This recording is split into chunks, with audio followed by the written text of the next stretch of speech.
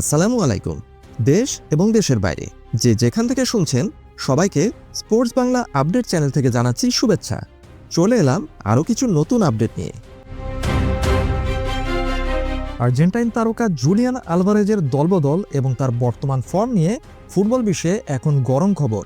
Barcelona, Chelsea এবং আর্সেনালের মতো বড় ক্লাবগুলো এই জুলিয়ান আলভারেজকে নিয়ে আগ্রহী। এই বিষয়ে সর্বশেষ যে আপডেট জানা গেছে সেগুলোই তুলে ধরছি বার্সা ভক্তদের জন্য। অ্যাটলেটিকো মাদ্রিদ বারবার বলছে তারা জুলিয়ান আলভারেজকে বিক্রি করতে চায় না, তবুও তাকে নিয়ে দলবদলের গুঞ্জন থামছেই না।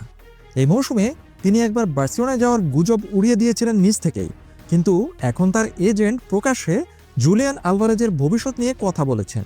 বার্সেলোনার প্রেসিডেন্ট জুয়ান লাপোর্তা রবার্ট লেভানডোভস্কির উত্তরসূরি হিসেবে জুলিয়ান আলভারেজকে ব্যক্তিগতভাবে খুবই পছন্দ করেন, একথা সবারই জানা। এছাড়াও চেলসি এবং আর্সেনালও তাকে কেনার দৌড়ে যোগ দিয়েছে বলে শোনা যাচ্ছে।